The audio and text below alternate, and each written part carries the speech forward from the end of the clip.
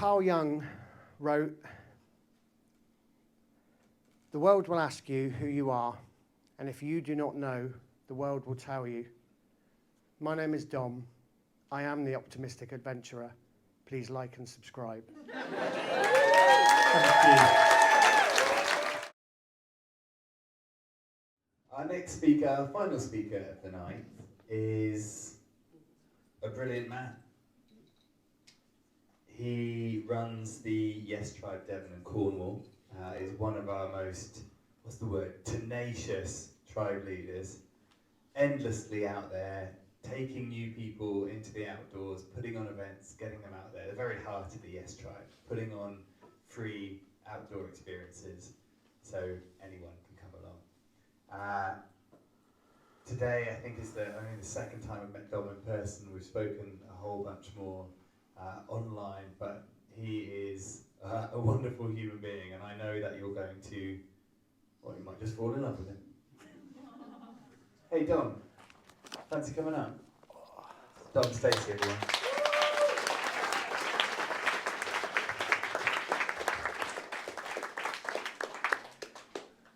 Thank you, Dave. I had no idea how I was going to start this until tonight, and I want you all to remember, if it comes up, that Dave mentioned Nazis first. And the reason I say that is because my story is quite sad.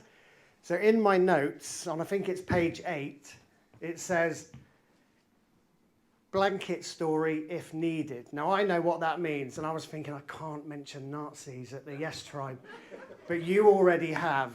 And Spike just mentioned lesbian pornography, and there's some other things that came up tonight that I was like happy to hear.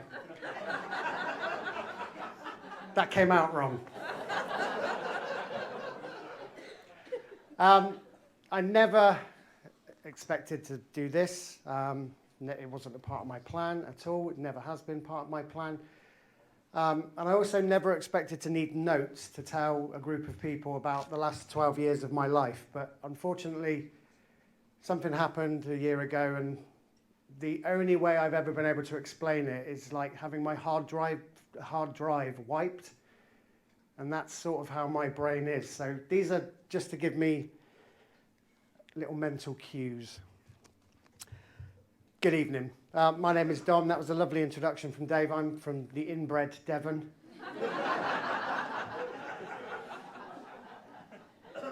I am really, really happy to tell you about the saddest year of my life. And it isn't a sad story. For me, it's a beautiful story about bravery, and someone who was looking after me is still looking after me, even though they're not here. I used to be known as Big Dom. I'm no longer Big Dom, and I only realised that when I was writing this. And I said to Dave earlier, thank you, because I didn't know how much I needed to write this. I've never journaled. I've got friends that run journaling workshops, and they're like, "Dom, you need to do it."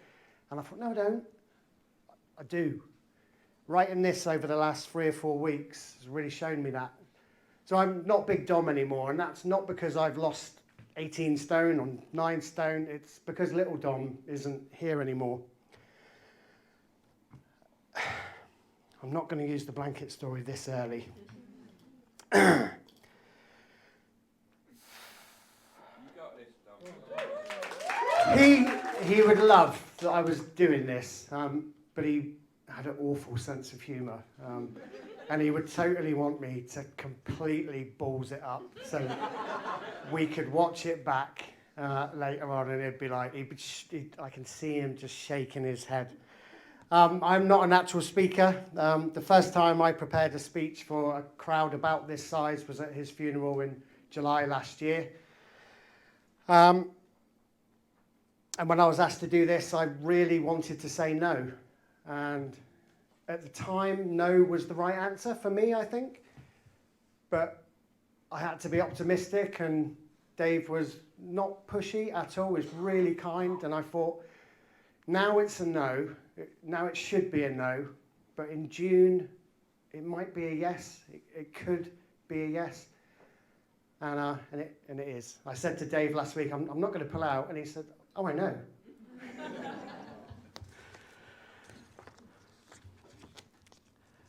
I am a father of 4. Don was our firstborn, born in September 2003. And he was born with a genetic disorder called Duchenne muscular dystrophy. Now, we always knew right from birth that he was going to have a really short life, and in his case, age 8, be in a wheelchair, but for other children it differs. When he was 15, we found out that his Duchenne muscular dystrophy, by the way, is a muscle degenerative disorder. So it generally starts with the legs, goes to the big limbs. All the muscles we use lots and lots go first. So you watch your child learn to pass all those milestones, and then you watch them lose that. And it's not all sad. It is going to be happy. I'm an incredibly grateful, happy person. I met loads of you coming in today, and that wasn't an act. I genuinely am happy. We faced that milestone when we found out his heart was starting to go, because the heart is a muscle. We faced that with the stoicism that we've faced every one of those milestones with. I've got such a cool family. They're so brilliant. 3 sisters followed little Dom: Kate, Georgia, and Talia. We have got a really good team with Mum, Carol. Mum's a nurse. She absolutely nailed his medical care all the way through his life. And every time we went to the hospital, they would be like, oh, when was the last time he was in for a chest infection? And we're like, never. He's never been in. And they were like, no, he's got Duchenne. When was the last time he was in? And we're like, never. She just looked after him so well. His sisters are amazing. They're stunningly beautiful, which is bloody annoying. Now they're all teenagers. I never thought I would wish for ugly children, but Jesus Christ. The boyfriend dramas, I'm not going to go there. They must have got it from the mother,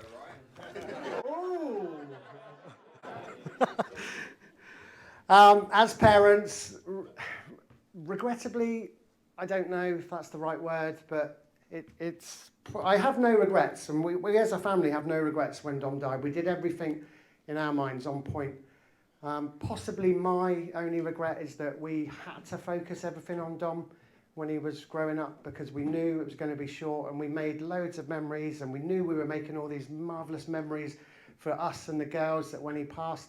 And we have got those now. And it's, if anyone's seen Afterlife, where the Ricky Gervais character watches all those videos, that's pretty much me at the moment. We knew he was going to die young, and that's why we made those memories.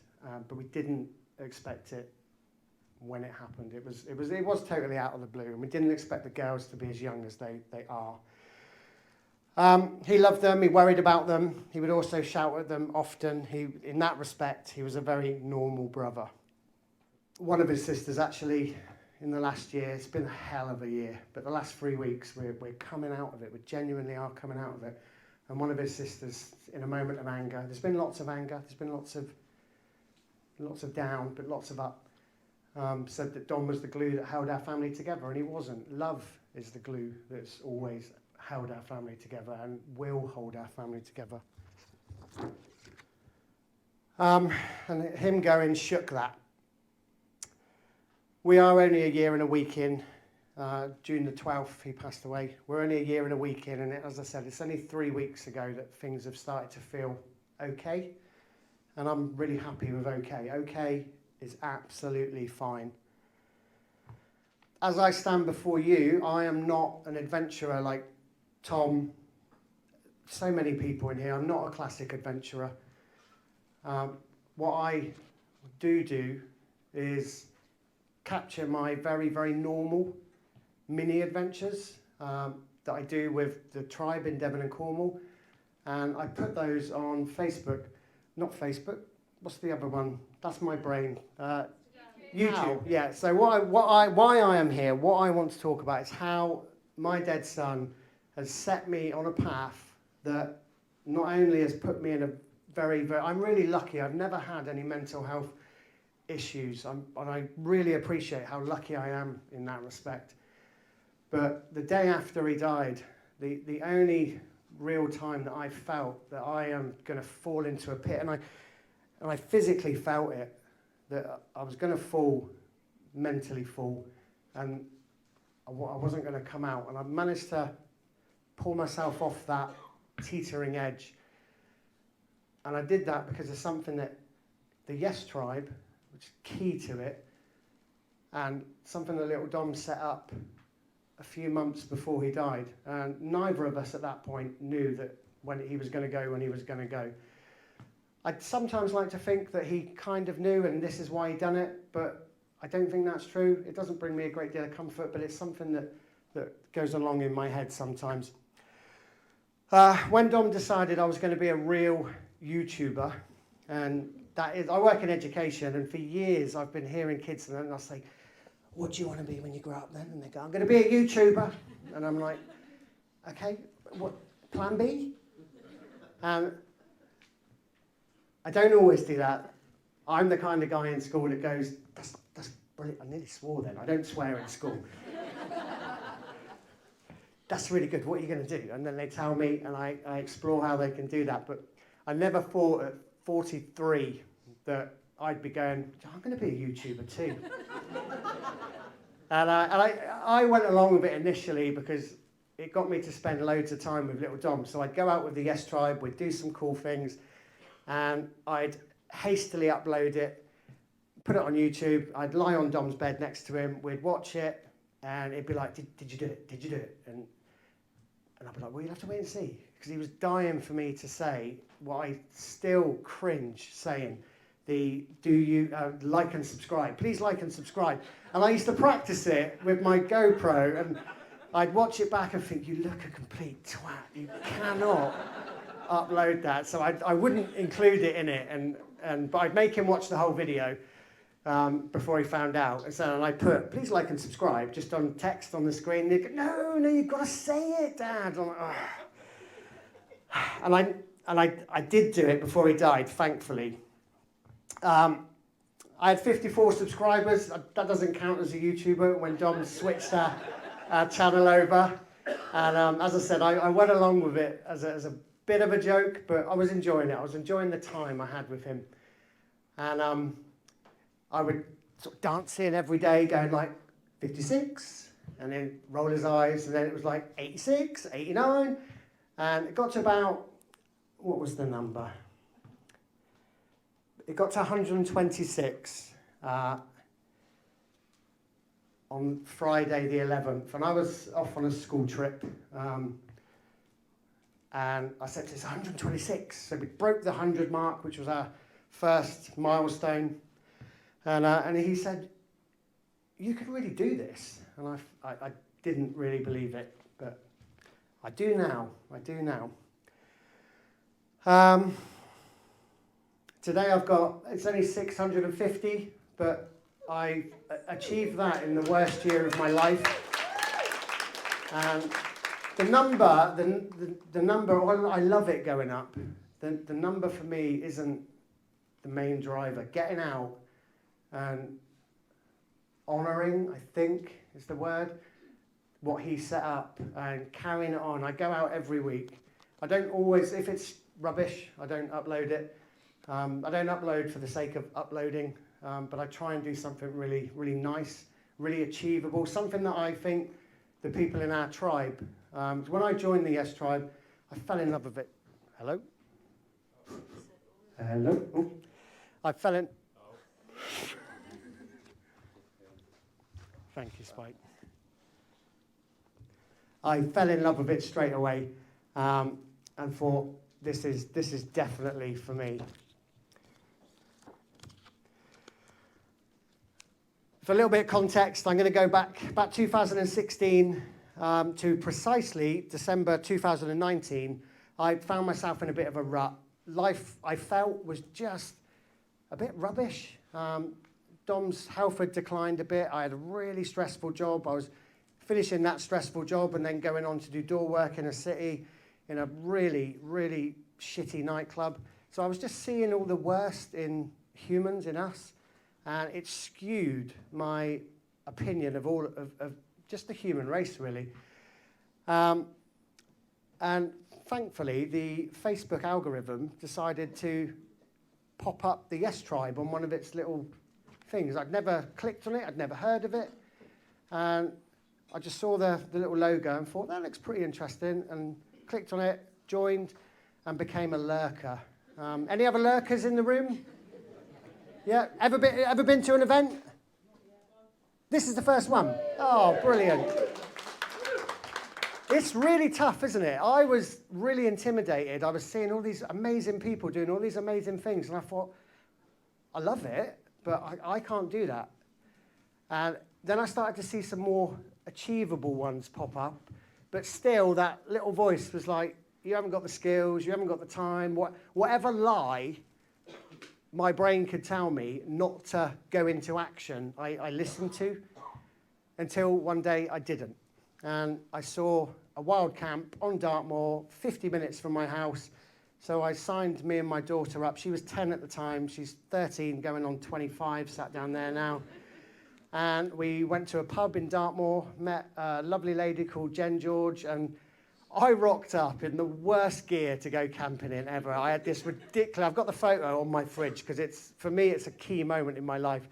And I've got these tracksuit bottoms from Sports Direct, terrible trainers, all the stuff that when water goes on it, it just soaks it up and makes you 10 stone heavier. That's what I had. And I'm bouncing in there like, yeah, I'm ready. I've got the gear. I look back now and think, what the hell was I doing? But I'm glad I did it. And Jen just sold me on it. She's like, have you got this? Have you got that? I didn't. And she's like, that's all right. I got a car full of it. She had a boot full of stuff. And I thought, wow, this is amazing. This is so kind. This woman has met this 6'3" man in Dartmoor, and she's now going to go and walk 1.5 miles into the moors, and we're all going to stay the night. And it was amazing. And we joined an event the next day and went and climbed Yestival, ironically. Me and Talia, again, didn't have the right kit. We were starving. But luckily, there was a Yes Tribe with a bag of sweets, and we survived on sweets that day. And it was absolutely great. And I thought, right, I love these people. I love their ethos. And Jen had an interview, which was key, actually, in this story. She had an interview with Radio Devon or something. So her talking to the radio presenter over the phone got me to really hear what the Yes Tribe was, because she was trying to get it across on air. And I'm stood there thinking, oh, they do that. Oh, they do this. This is so cool. I can do all this stuff for free with all these people that know what they're doing. And now I'm kind of one of those people that knows what they're doing, although I think I fake it really well, but people trust me to come on events with me. I can't read a map. I'm not your average adventurer, but I'm becoming one. To date, I became a tribe leader. Had I said that? No. I don't really know how it happened, but it happened really fast. And straight away, I heard a conversation out there this evening, actually, and I thought that's what I wanted to change when I joined the Devon and Cornwall tribe. And there was a conversation going outside in the interval about a lurker, like I used to be, looking at us and going, yeah, but I haven't got the skills. You know, these people are amazing. And we're all amazing. We just function at 20% sometimes because our brains try and keep us safe by lying to us that we shouldn't do that, we can't do that. But like these guys have covered tonight, we can and we should. And so I thought, all right, I'm going to target the people like me that don't see themselves as adventurous, don't see themselves as adventurers, but want to experience some of the joy that you guys get. And I've had the joy on top of Dartmoor that I can imagine someone gets at the top of Nepal, top of the mountains, and I look out and I just think, this is so beautiful. And you don't need to go 1,000,000 miles. Our country, I've got a list on my iMaps of about 80 places, and it's just called places I'm going to go. It's not places I want to go, places I should go, it's places I'm going to go. And every time I tick one off, I meet someone along the way. I love talking to strangers. They'll say, oh, but have you been to so-and-so, or have you thought about so-and-so? So every one I tick off, I add 3 or 4. And that's what I'm going to do this weekend. I'm going to be picking people's brains as I talk to them, saying, what's that one place where you live, where everyone should go to? Fogintor Quarry is, if anyone goes to Devon, where we're all inbred, Spike, go to a place called Fogintor Quarry. It's really beautiful. It's only about a mile off the road, but it's absolutely great. To date, I've put on 76 events for the Yes Tribe, Devon and Cornwall, and I've met... Thank you.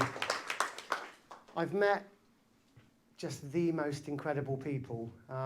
They are now my sort of closest circle. I've still got my friends that were not in the tribe, although most of my friends have joined the tribe now. And weirdly, they'd say to me, "Dear Tom, I'll come with you." And I'm like, "You've known me 40 fucking years. We could have gone at any point."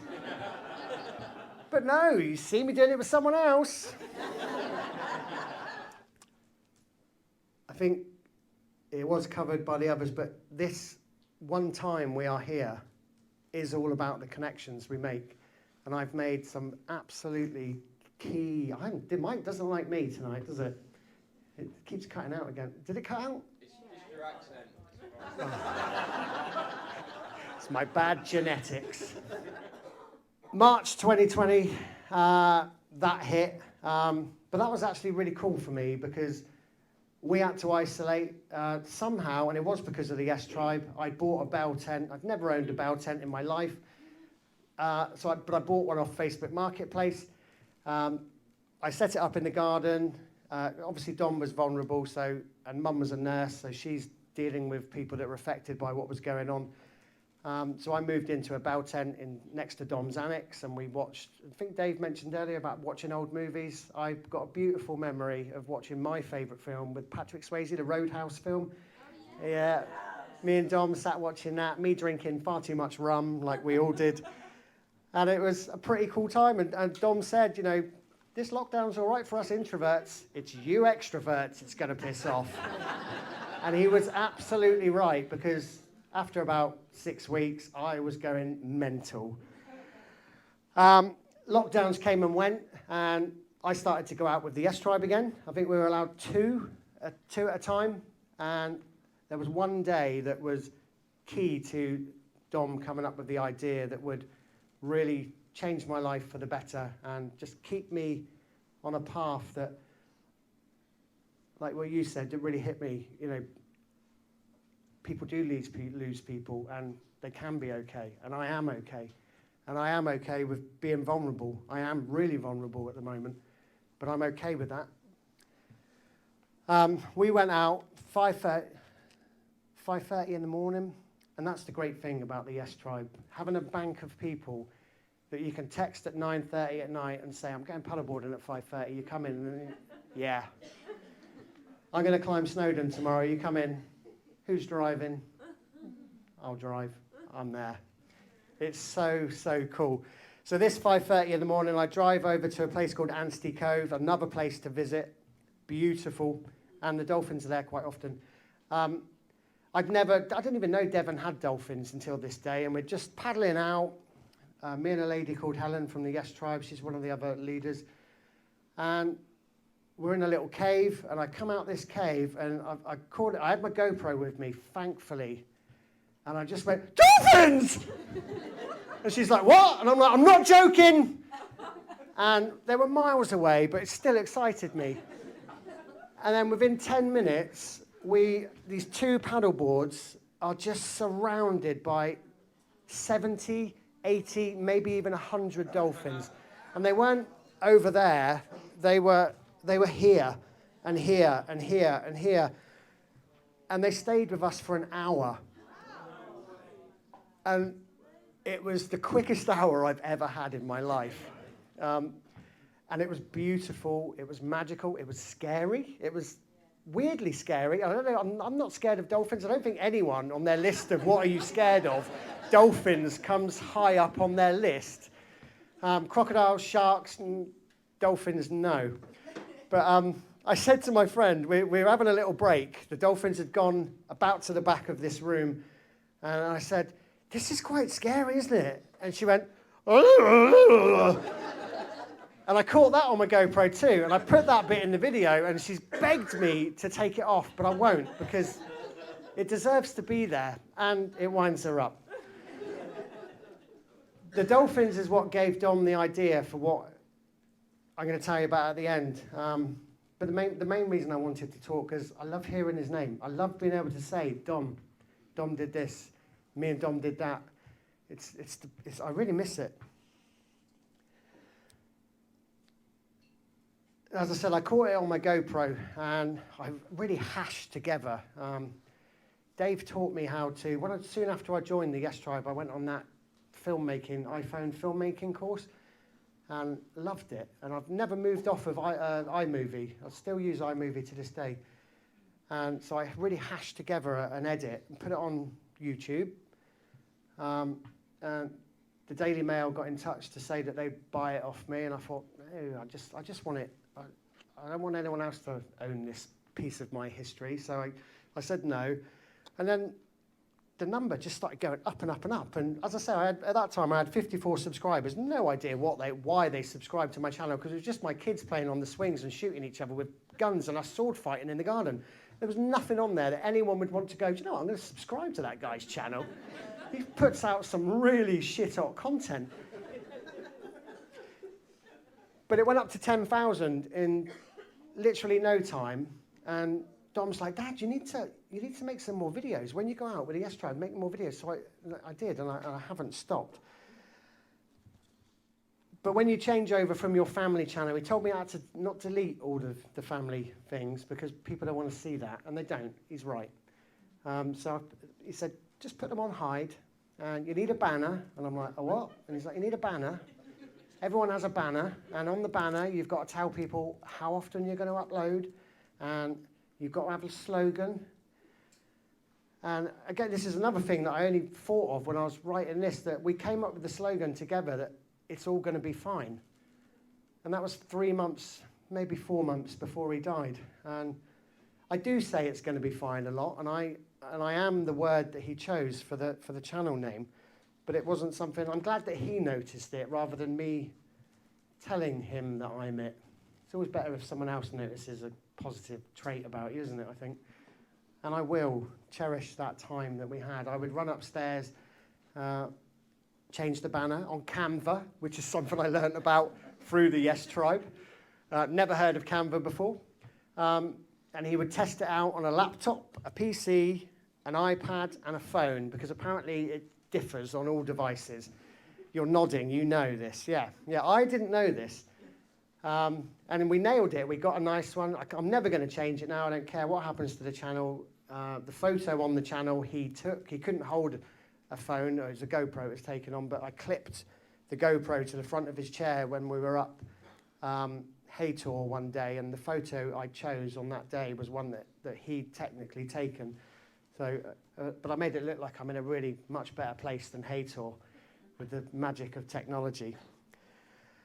But he wanted, I called it the middle-aged adventurer, and everyone in the family was like, you're not middle-aged. I was 43 at the time, and Dom said, no, it needs to be something that tells them about you. And so he came up with the optimistic adventurer. And I was like, I really like that. I was quite moved by it, but I really liked it as well. I liked the sound of it. I still like the sound of it. But he insisted if YouTube ever paid us any money, it was going to be a 60-40 cut with me with the 40, as he'd come up with the name and he'd consulted. And if he'd still been around, he would have absolutely stuck to that. The more I went out with the GoPro, the more the adventurer that I wasn't, that I became. And I love doing as I said, the really accessible adventures for the Yes Tribe, Devon and Cornwall, because I felt for the lurkers, it's really important to dip your toe in with a beach fire before you go and climb Snowdon or do something a little more adventurous. So I did a lot of those and met some awesome people. Another Yes Tribe moment for me was, it was May, and Dom had got to the point where he didn't want to go out at all. I wasn't going to say that word. Someone said it earlier. The pandemic had pretty much sort of sealed that he was happy staying in. He had the best room ever. He had nothing he needed outside of that room, really, so he was happy there. But a friend of ours from the Yes Tribe, a lovely lady, said, I'm at the farm tomorrow. Do you and little Don want to come and feed the pigs and the chickens and da-da-da-da-da? And I floated it to him, and amazingly, he said, yeah. And I'm like, okay. And he never wanted to leave the house at this point in his life. His physical decline had gone really down. So slow over the pandemic time that it was, when we look back in photos, we can really see it. But at the time, we just couldn't see it. It just looked like Dom.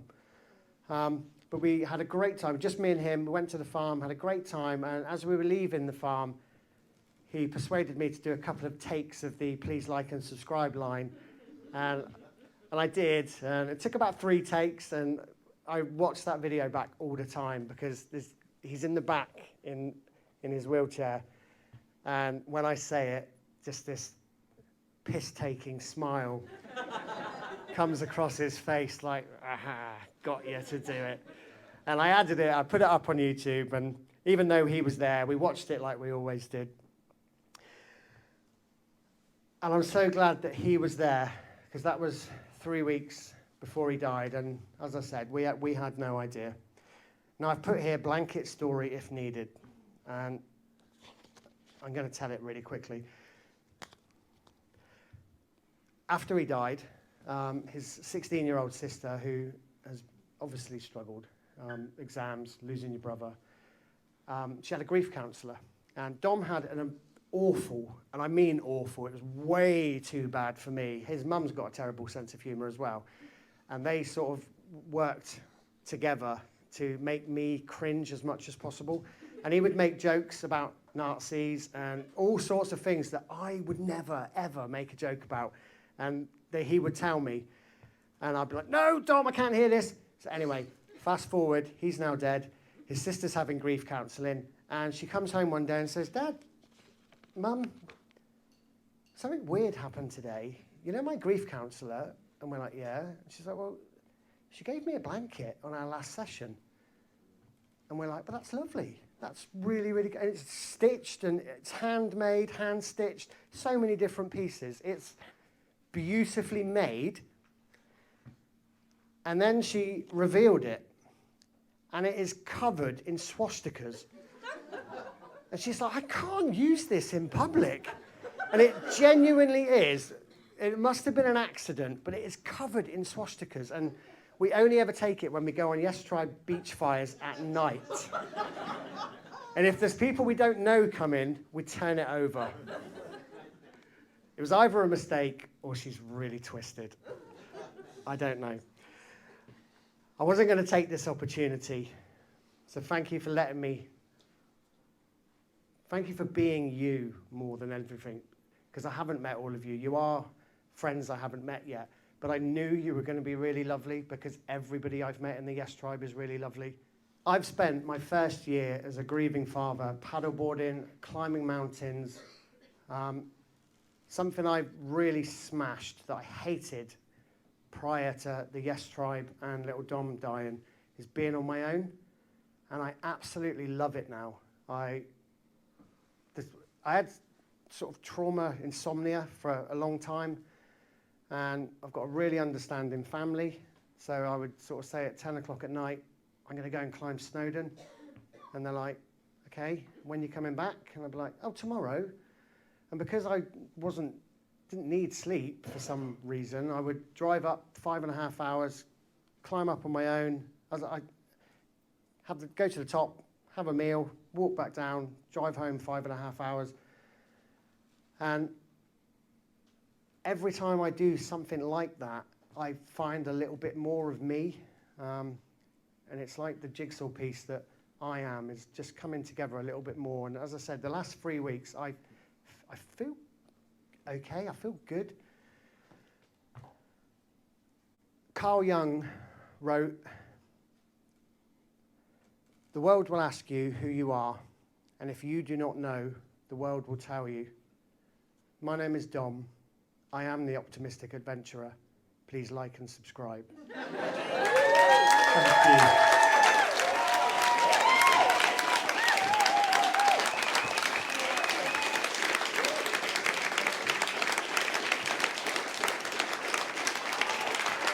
Oh, where is he? Thank you. Thank you. Thank you. Thank you, Dave.